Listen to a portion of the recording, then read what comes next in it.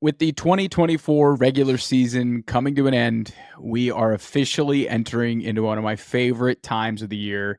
It is Dynasty trade season. So, on today's episode of the Progression of the Meme podcast, we have 4 players to trade for during the month of January. I'm your host, Shaun. I'm joined by my co host, good friend, and fellow knower of ball, Aidan Holler. Aidan, feels good to flip the calendar to 2025, to Dynasty speculation season. No one's getting hurt. No one's getting benched. No surprises. It's just pure fun offseason speculation, dude. It's honestly one of my favorite times of the year. But how are you doing? I'm doing well. Yeah, like you said, Dynasty offseason is a ton of fun. I've been already looking at my rosters and kind of reaching out to some league mates with some preliminary trade ideas. Started even getting into prospects already. I found my self in a bit of a tight end kind of like wormhole on Twitter the other day with some of the top prospects. So excited for the 2025 tight ends. And yeah, man, it's just like the Dynasty offseason is a ton of fun.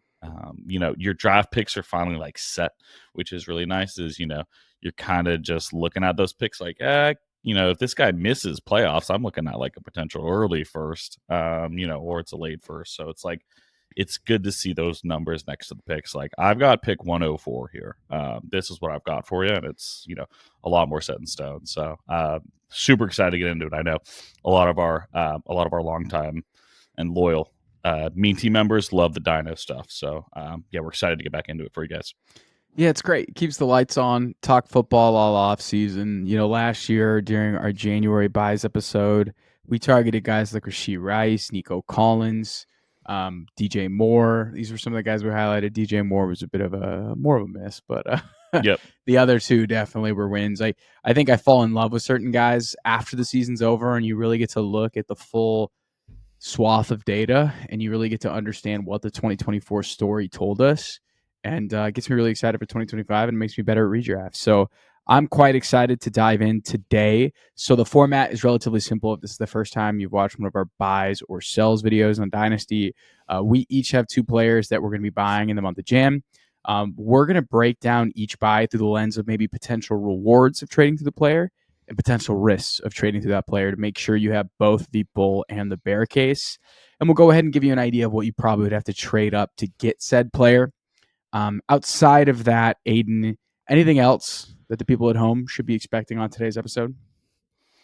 No, yeah, it's not going to be anything too in depth. It's how old are these guys? What does it cost to get them? What's the risk? What's the reward? Why would we do it? Why wouldn't we do it? So, we're going to keep it pretty light for you, try to give you some actionable insight, and hopefully help you guys go target some guys in your respective Dynasty leagues. Absolutely. Okay, and again, just a quick heads up. This is the buys episode. This is in your feed Friday. Our sells episode will be in the feed tomorrow on Saturday. So keep an eye out on that. Watch them back to back. Enjoy your weekend, but Sunday's the big Saturday and Sunday, actually, the big playoff games. So it's going to be an awesome weekend. You got it's going to be a good wild card weekend. NFL playoffs. Super wild card weekend. Don't forget the Super. I saw they removed Super. I saw they've been quietly removing the Super this week. No way. It's just normal wild card weekend. I think we're back to wild card weekend, or at least that's what they're trying to give us. So 2025 off to a bad start.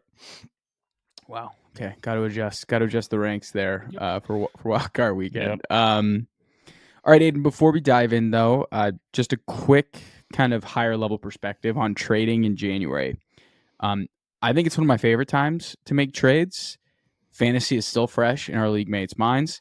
And oftentimes people are making emotional decisions after the season's done. It's like, this guy killed me down the stretch. Get him off my team. This guy absolutely won me my league, holding on to him forever. I feel like because fantasy is fresh in people's brain, you're getting more of that kind of emotional decision-making process that you could potentially tap into when making these trades with your league mates. But also, I want to caveat, it is a risky time to buy. You are buying before free agency. You're buying before the NFL draft, and you're buying before NFL training camp. A lot can change from now to August to September. Like, I think that's kind of obvious to say, but it does bake in some risk when you're going after players. So in my opinion, I think when you are trying to make trades in January, you go after young guys who show talent. Typically are playing wide receiver, maybe quarterback. Definitely don't trade for running backs right now. That's one of my big call outs. And during the sells episode, we actually have two running backs that we're selling. Running back roles fluctuate and change so much because of the draft, because of the offseason, because of free agency. Yeah. It's a great class too. This is like one of the deeper RB classes I think we've seen in a little while. So there's going to be a lot of guys that get competition in their backfields. Yeah, it's not a position I target right now. Yeah. So typically I like to target receiver. So I'm going to start things off here with one of my favorite players in the NFL. And again, this is a bit of a no-brainer in my opinion, right? It's like, oh, you're telling me to go trade for Puka Nacua, right? Okay, who doesn't want to trade for Puka Nacua? And the way I look at this is a couple things. One, I think currently he is undervalued in the marketplace. If you look at Keep Trade Cut, they have 23-year-old Puka Nacua, who's going to be 24 in May, entering his third year. They have him right now as the wide receiver 6. I think that's undervalued. I think that Puka is worth giving up the farm based off of that evaluation. Like probably an early first-round pick, maybe even more to get Puka. He is one of these guys where you could potentially even give up a Jefferson or a Chase and get Puka plus maybe something. Like he's that kind of talent, and really that's why I'm targeting him, because I think overall the reward and risk profile of Puka is pretty clear. Like the reward here, you're gonna acquire a wide receiver who's effectively been the best wide receiver in the NFL on a per route basis when healthy since he entered into the league 2 years ago.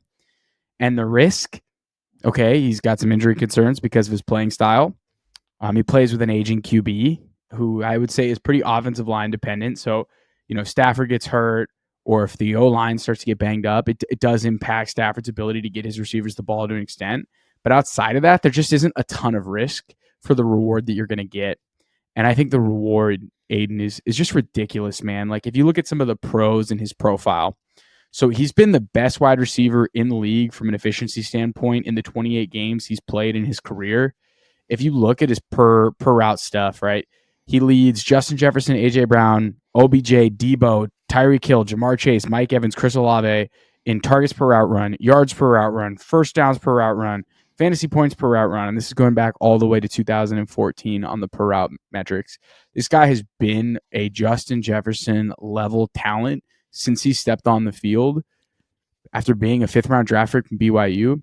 And I just don't think people really think of him that way because of his play style, because he didn't run a high 40, because he didn't go in the first round, because he's been banged up here or there. But dude, last season, Aidan, he led the league in yards per route run from the slot, out wide, versus man coverage, and versus zone coverage. Just absolutely bonkers production here down the stretch, as you can see from Puka Nacua. And man, like he set records as a rookie. He would have had a shot at the Triple Crown, in my opinion, if he had stayed healthy as a sophomore. He completely alphaed Cooper Kupp. Like Cooper Kupp is now 1B in this offense. And he's attached to Sean McVay. Like everything about Puka's profile in that sense is a screaming buy and undervalued at the wide receiver 6 position on Keep Trade Cut. I think if you're looking at cons for him, like he has real durability concerns due to his play style. He plays like a banshee, a bat out of hell. And, he is attached to an aging QB. How many years does Stafford have in him? 2 more, 3 more years? Like, what does it look like? Does Stafford start to fall off a cliff? Stafford's had elbow issues, back issues. Stafford hasn't been the healthiest guy. So, like, some of that, I think, is real with Puka when you're going to acquire him. Whereas, like, Jefferson's going to be attached to Darnold or J.J. McCarthy. Chase has Burrow. CeeDee Lamb has Dak Prescott. ARSB has Jared Goff, right? Some of these top talents are tied to really strong foundational situations, but I don't think it really matters because of what Puka's done, man. So I think overall, Keep Trade Cut, having a wide receiver 6 behind Jefferson, Chase, Neighbors, CeeDee Lamb, ARSB, like there's no way I have Malik Neighbors on the New York Giants ahead of Puka Nacua. And I think if you wanted to say Puka is a better receiver for Dynasty than CD, I wouldn't fight you on it, but I think him and CD are firm in the same tier, and Justin Jefferson and Jamar Chase are the tier above. And honestly, dude, I think Puka is very capable of being the wide receiver 1 overall in fantasy. I think he's greatly undervalued at 23 years old, man. Go trade for Puka Nacua. Give up the farm if you have to. I just think he's one of those really, really special talents. But I'll pause because that was a glaze fest. Aidan, what are your thoughts here on Puka? Am I being too rose-colored glasses with this take? Are there more cons than maybe I've let on? I think the cons are valid. The one around Stafford does concern me a little bit, just given that it feels like we are almost at the end of watch for Matthew Stafford, which in my opinion, like, is a relatively large one. Like, I think I like where he's priced here in terms of number 6. Neighbors does feel a little high to me. I think that one's the only anomaly that I'd probably swap.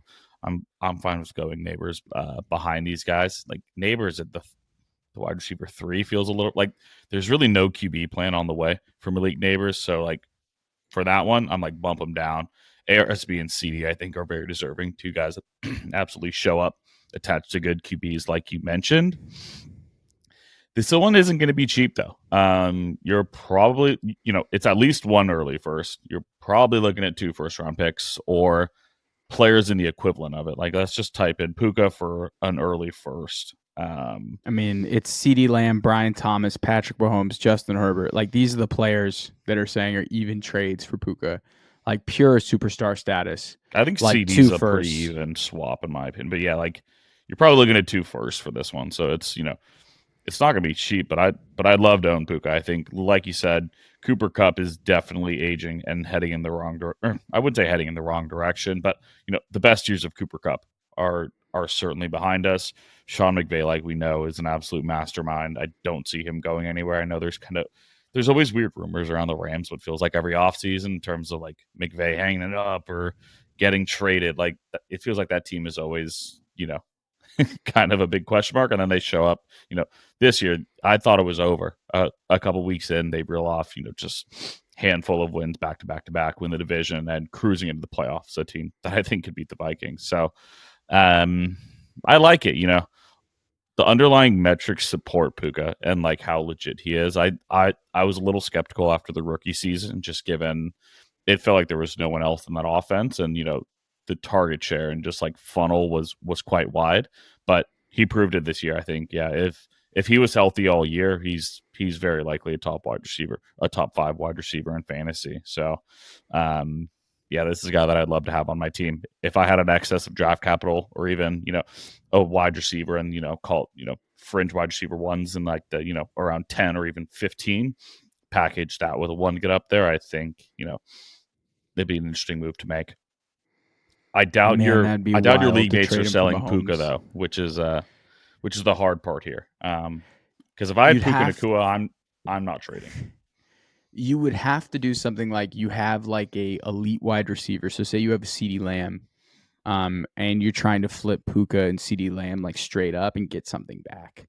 Like, it'd have to Yes. be one of those things where you already have the elite wide receiver, but you're just trying to go capture additional ceiling in Puka, in my opinion.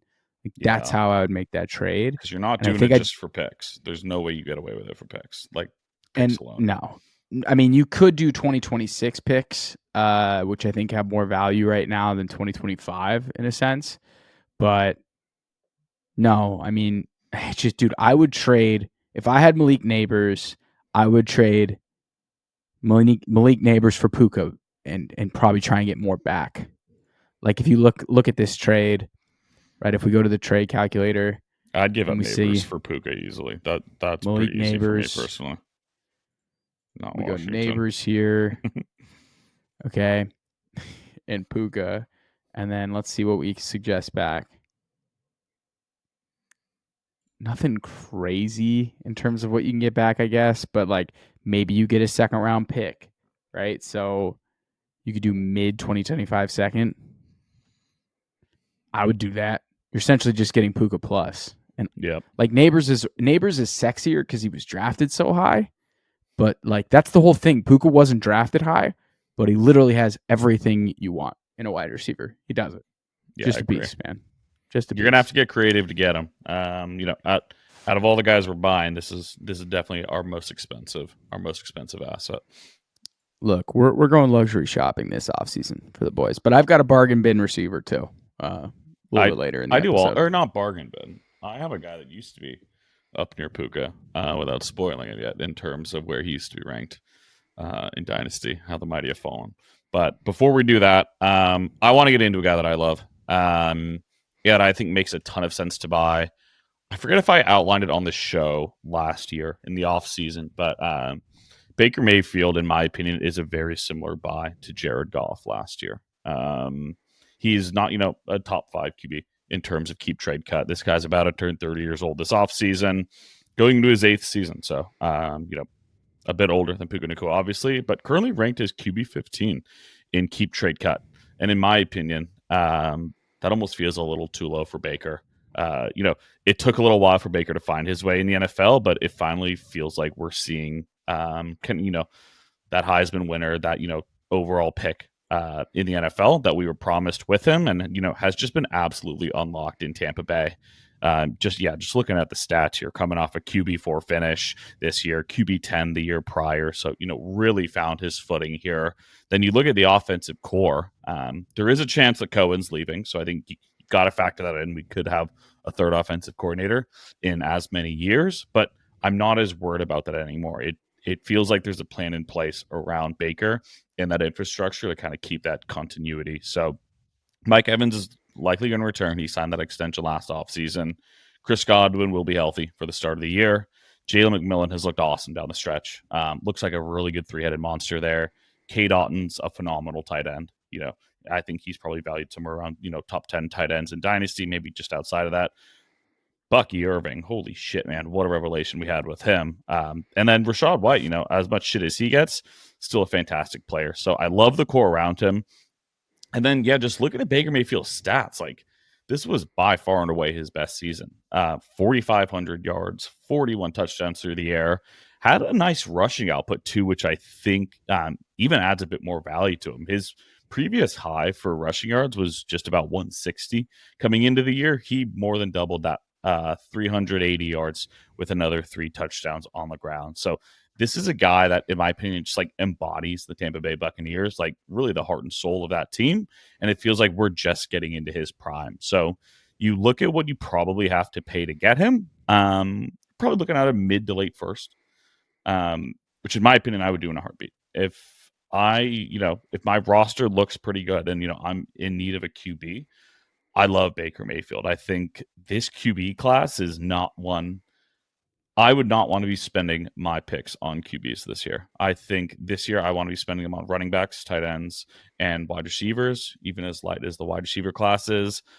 I'm not tying my dynasty dreams to Shadur Sanders, Cam Ward, Quinn Ewers, if he even go. Like, this QB class isn't it, in my opinion, compared to the last year. So, it kind of comes down to the mystery box that we reference so often from Family Guy. It's, you could have the late first, you could have the mid first round pick, or you could have Baker Mayfield.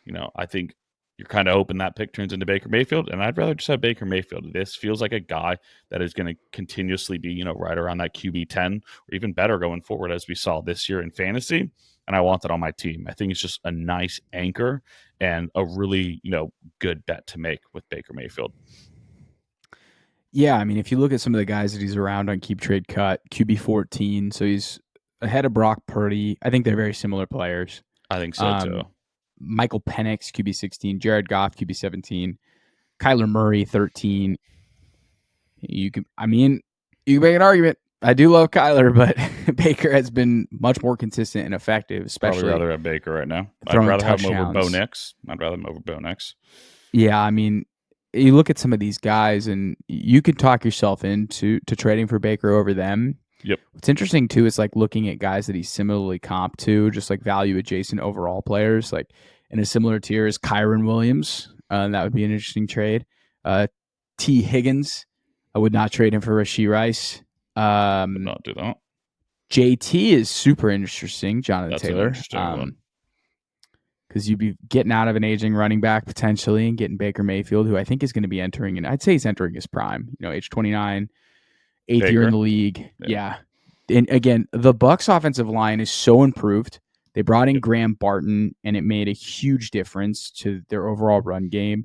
Gedeke has turned into legit right tackle. Tristan Wirfs is a legit like Pro Bowl, like borderline All-Pro left tackle. Over there. Yeah. Their offensive line improvement, we saw that. Like Rachaad White looked a lot better as a running back, and you saw what Bucky did.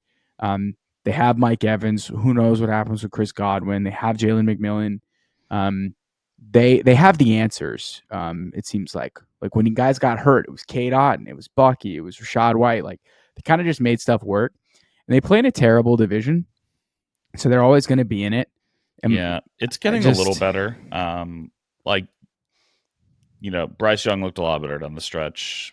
Michael Penix flashed. The Saints are a nightmare. So you don't have to. Are there any defenses in that division right now? Or you're like, ooh, I don't know. No, none of the defenses are good. Like the Falcons are kind of building something, but no, not really. I mean, I guess you could say like Squint in the Panthers. They lost a bunch of guys to injury. Maybe they get back some guys. They're healthier, but I don't know, man. Baker's played really well. Yeah, like for the foreseeable future, Baker. He's a number one overall pick. He's a former number one overall pick who played well as a rookie. Played pretty well in 2019. Had that really bad throwing shoulder injury. Had that embarrassing end to his Cleveland tenure. Had that crazy comeback when he was on the Rams against the Raiders on that game where he had 1 day of practice. That was sick. And then it's kind of been arrows up for him since. He lands in a good spot with the Tampa Bay Buccaneers. So yeah, I like Baker, dude. I think overall though, when you're looking at the risk reward of Baker Mayfield, the reward here is pretty clear. You're going to acquire a QB entering his prime, who's now put up back-to-back top 10 QB seasons.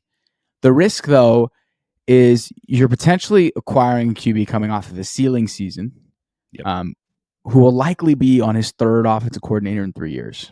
Now, are we overstating that?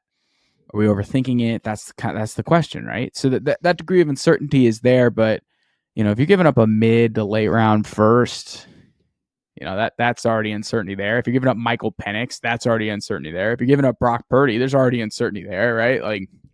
So you're kind of in ambiguous territory regardless. So yeah, dude, I think Baker's a good target. It's a little bit of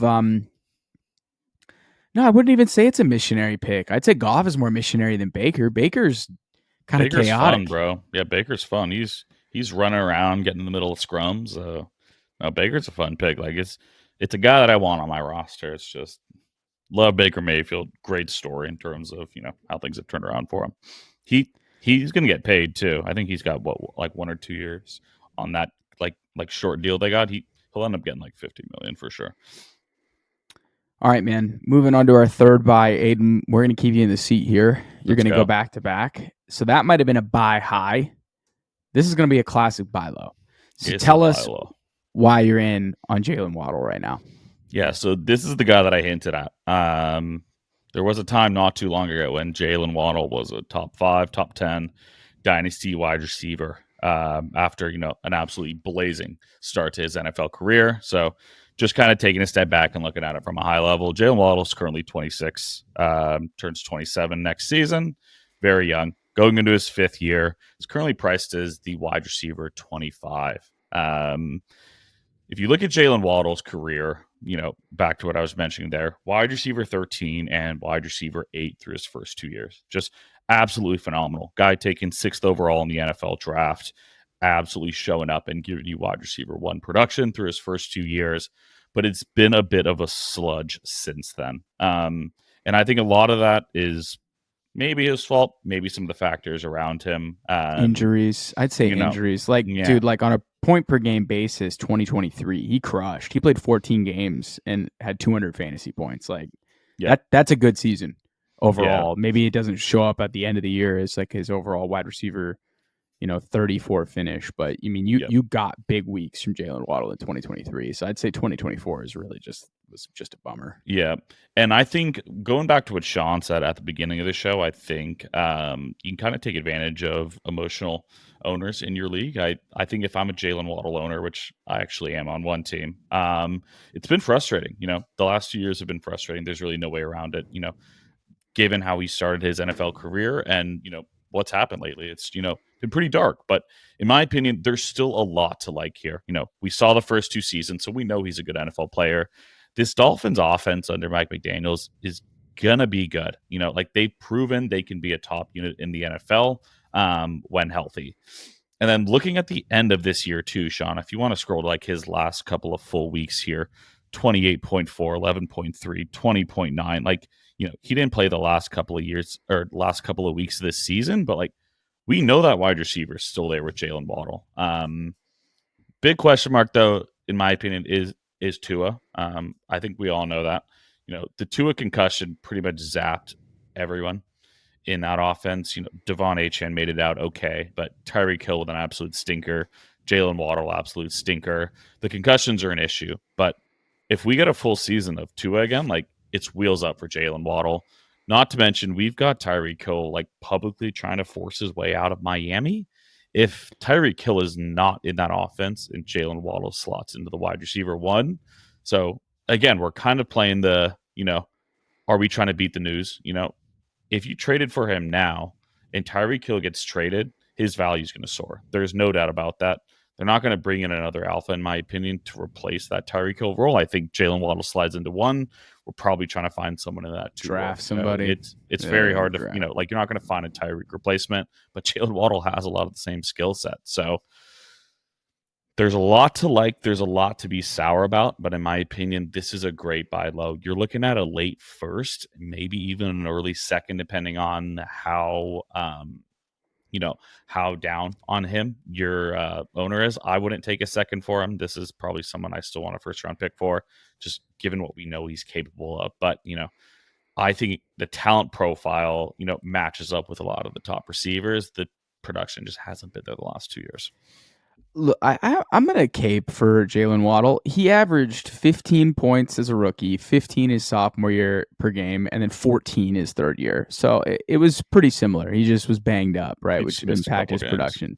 I will say, though, 2024 was brutal. Overall, he played 15 games. What divided? Yeah, he averaged around 9 points, 9.9 points per game. It's around 10. So pretty big drop in production from Jaylen Waddle. Yep. But, I mean, I don't really feel like you're catching a falling knife here. And what I mean by that is I don't see this bottoming more than wide receiver 25 is low. That is really low for a guy entering his prime, who's on his second contract, who's tied to a highly efficient offensive coordinator. Like, I think the risks are baked in here for Jaylen Waddle. Yep. Like, again, I'm a huge Xavier Worthy fan. That seems a little generous to have Xavier Worthy over Jaylen Waddle. Jameson Williams hasn't really done much in his career ahead of Jaylen Waddle. Chris Olave ahead of Jaylen Waddle. Like, what are we doing here? Like, they both have similar stories, but I'd rather have Waddle. Olave's had like 5 concussions in 3-4 years, man. Sure. Yep. George Pickens is a nutcase. I would trade George Pickens. I mean, I would get rid of Pickens for Jaylen Waddle in a heartbeat. Like, no Pickens problem is a there. good sell in general. Yeah, there's no QB plan there too, which will be interesting. Jordan Addison cracks me up too, because it's like, oh, what could Jordan Addison be? He could even be Jaylen Waddle. Like, you know what I mean? Like, that's Addison's ceiling, in my opinion. I would put Waddle right here with Devonta Smith. I feel like they're very, very comparable players. Smitty had a much better end of the year, but Smitty's offense didn't fall apart. I think the thing with Waddle that would make me a little nervous about trading for him, it's just the overall stink of that Dolphins offense.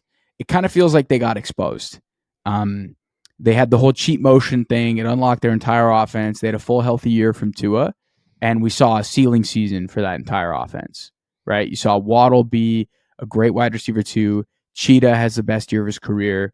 Achane emerges. Raheem Mostert scores 21 touchdowns. Like, it was a crazy season for that Dolphins offense. Literally a year later, entire offensive line is bad. Like, that offensive line does nothing. Tua has hip injury and head injuries. Not great. Mike Daniel is basically the way he fixed his offense was doing everything underneath the Jonnu and Achane. Not great for Waddle. And then Waddle continues to get hurt. I feel like 3 or 4 times a year, the guy gets a high ankle sprain or almost breaks his leg. I don't know. Maybe he's dramatic, but his injuries look terrible whenever they happen on the field. I can't tell you how many times we're in a group text and I get Waddle dead, ? Like, maybe 3 or 4 times a season. So, like, all those things are very real, but I think that's baked into right now to his wide receiver 25 price. I mean, this guy is like a former top 10 pick. has showed out. He went over 1,000 yards in his first 3 seasons in the NFL. He doesn't have legal concerns like Rashee Rice. Yeah. Jordan Addison is basically trying to be Jaylen Waddle, ideally in his ceiling case. I like Zay Flowers. I think that's fair. George Pickens is a nutcase. Olave has his own concussion injuries. Jameson Williams hasn't really done anything at volume for his career. Like obviously the upside, the upside's crazy for Williams, but like again, like if you told me what is Jameson Williams ups like what could he be in the league? I'd be like, yeah, he could be Jaylen Waddle, right? This year he went for 58, 1,000, and 7 touchdowns in 15 games, which is a great season, right, for Williams. But that's very similar to like Waddle, in my opinion. So, yeah, man, I think there's plenty of risk, but I think it's baked in at the wide receiver 25 cost. And if you're giving up a first-round pick to get Waddle, there are no receivers in this draft that are better than Jaylen Waddle. The only one that's kind of similar to him would probably be like Luther Burden in terms of like skill set, in my opinion. But man, he is not the route runner Jaylen Waddle is. He's not the separator. He's not the route runner. He's got more of like almost like a DJ Moore, Debo-ish, but like not as big as either one type player. Yeah, but like, Jaden Reed size wise, yeah. Yeah, man, Jaylen Waddle, yeah, dude, 6th overall pick. Beast. In a loaded draft. Amazed that 2021 draft is so good, and Waddle holds up. Like he went right after Chase, I believe, in that draft. So man, I think that's a good buy, dude. I'm pretty in on Jaylen Waddle. Basically considering it's a great buy low. Who else you got? Take us home here. So I gave you one of the most expensive players you can buy in all Dynasty, and I'm going to give you a guy that's basically free right now in Dynasty. If you've been following some accounts, he's kind of been picking up steam. I feel like I should have been tweeting about it earlier because I was texting you guys literally last week. I was like, guys, I've gone through the data, and the Marvin Mims data is pretty crazy on an efficiency standpoint, on a per route, per target standpoint. And then all of a sudden, everyone's talking about it on Twitter. So, I feel like vindicated. I feel a little vindicated, right? But I'm going to go ahead and tell you why I think Marvin Mims entering year 3. He's going to be 23 in March, valued as the wide receiver 54 on Keep Trade Cut, is by far and away worth the roll of the dice and worth a late second, maybe mid-second round pick. Because the way I think about it as a reward, so like the upside case, Mims evolves into, I'd say like a Debo like hyper efficient, big play, used all over the field, kind of slot player in year 3. And I'd say the big risk is like you overpay for a role player. There's a very real possibility you give up a 2 and he doesn't really do much. And it's kind of like you're taking a bet. You're taking a chance here. Luckily, you don't probably have to overpay for it. Considering that Mims is basically for a year and a half did absolutely nothing in his career, like nothing until basically I think week 11 on this season.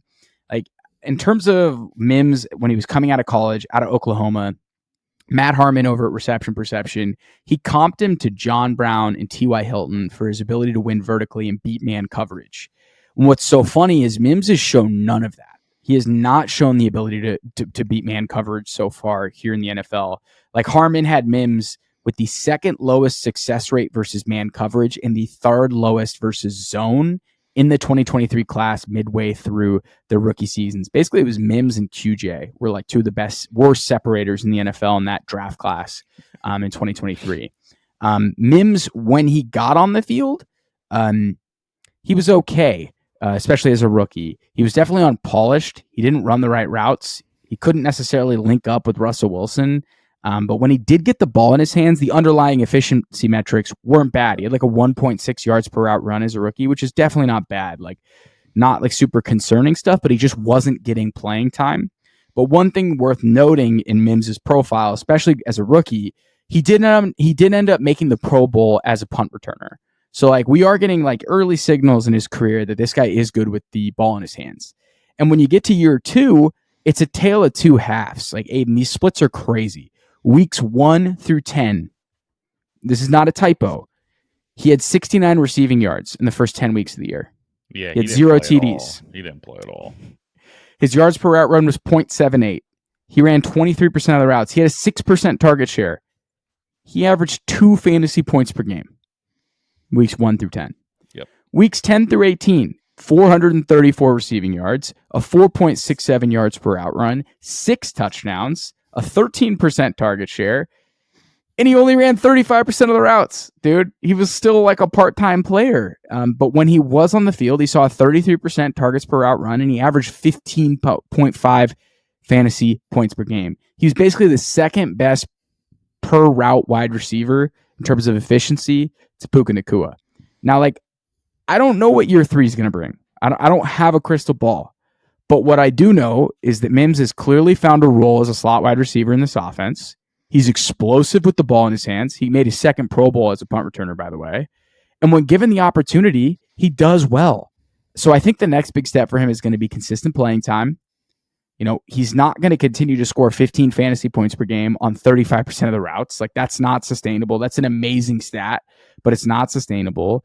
And for him to really tap into that league winning potential, or for him to help you become like in your lineup, becoming an everyday wide receiver for you, he's got to become a full-time player in the slot. I think he's capable of that, but we know that Sean Payton is very, very fickle. So there's that risk. Is this just a role player, or is this somebody that could become a Jayden Reed type, or go past Jayden Reed as like a full-time player? So like, at worst, man, you know, this is just a second half blip where it's like, remember when Marvin Mims went nuts for 8 weeks? You know, that's the risk. Maybe that's just kind of a blip. Never happens again. Maybe you get a Jordan Reed type player, and at best, you know, Sean Payton comped him to Debo, but maybe you get a Debo type player. So I like my odds at that price, Aidan. You don't have to overpay for Marvin Mims. No one's really like in your league who has Marvin Mims is like, nah, man, it's Marvin Mims. Can't give him up. You know, like, he's on the second page of Keep Trade Cut. Yeah, you gotta go find him. You gotta go find him. He is deep here on Keep Trade Cut. But man, what do you think? What are you thinking about someone like Marvin Mims, who's the wide receiver 55 right here? Wait, no, he moved up. He's wide receiver 53. Kind of in that same tier as A.D. Mitchell, Jalen Coker, Cedric Tillman, Christian Romeo Watson. Dobbs. I like him. You know, I wish we had a bit of a larger sample. Like, to your point, like, we do have weeks 10 to 17, which was great. You know, it felt like we didn't see him at all for the first half of the season, but, you know, finished the year on a really strong note. The key, like you said, is like, we're going to need him to play more than probably 50% snaps on a weekly basis for this to be a valuable fantasy asset, especially like on deeper rosters, like in Dynasty. You know, you probably have an extra flex or something in there. You've got a ton of optioning guys you can play, but the price is cheap. You know, like we mentioned, there's probably a late 2. This isn't going to cost you a ton. You know, and a late 2. You know, if it's your own pick, you were just in the playoffs. Who knows? Maybe you just won your league. You're looking at pick 212, trying to take a flyer on a guy that, you know, can put up these monster spike weeks on your roster. So I think you can do a lot worse. Just kind of looking at the guys around him too. Like, I like it. Like, I'd rather have him over A.D. Mitchell, rather have him over Christian Watson. Rashid Shaheed's interesting. Dobbs is interesting, but God, the Packers wide receivers are so annoying. Debo's heading the wrong way. Like, you're not paying much for Marvin Mims. He's maybe even like a toss-in player on a big deal. Maybe he's your kind of, you know, Puka plus Mims, like in a big deal, and you're kind of getting, you know, your like known commodity plus a flyer. So, you know, I like him. I wouldn't say I'm in love with him. You know, there's a lot of guys I think in that range that we're kind of just throwing darts at, but it was impressive at the end of the year. He's got the speed. Sean Payton is a smart dude. Ideally, Bo Nix continues to develop a little bit, and they kind of grow as a pair there, as, you know, kind of the 2 young guys. But we'll see. Yeah, I don't hate it at all. This is a fun one for sure. And you're seeing games where they had to win these games to make the playoffs. The Broncos did. And you're seeing his snap percentage steadily rise. Week 16, week 17, week 18. He's basically a full-time a halftime player after basically playing very little. So I just think there's a lot in his profile that's exciting. And considering that Harmon said that this guy is a downfield winner, which we saw some. We've seen a little bit of those downfield shots now that Bo has been taking. But we're also seeing a lot of this underneath stuff where he's making guys miss. He's electric with the ball in his hands. Yeah. My only thing with Mims is like, can we get him on the field consistently? But dude, like Sutton's played really well. Sutton's not getting any younger. Devon Vele is like a 27-year-old rookie. Troy Franklin is built like Flat Stanley. Like, I don't know if they bring in another wide receiver here, but there is room for Mims to get the ball more in this offense. Like, I like Sutton, but there's not this huge roadblock in his way to getting playing time versus like someone like Ricky Pearsall, who has played really well down the stretch as a rookie. But like, you just like, where are the snaps coming for Ricky, right? Where are the targets coming? Like, you can squint and see Marvin Mims becoming a full-time player at some point. There's a path to it. Yeah, there's a path to it. We got to get more snaps for him. But all right, man, that's it. Puka Nacua, Baker Mayfield, Jaylen Waddle, Marvin Mims. Go trade for wide receivers right now. That's the general consensus. Go get wideouts. Yeah, we got go get wideouts for you. And we're going to be selling some running backs on the next episode. So stay tuned. If you want to know who we are selling, that episode is going to be in our feed on Saturday. Aidan, before we get out of here, any thoughts for the listeners at home? Any thoughts for the listeners? Enjoy football this weekend. Wild card weekend is the absolute best. So enjoy these videos. Enjoy 6 awesome NFL playoff games. Be grateful before it's gone, because before you know it, this is all we got, and then we're just gonna be grinding strictly Dyna with 0 real football on. So enjoy it. All right, thank you everybody for tuning in. Until next time.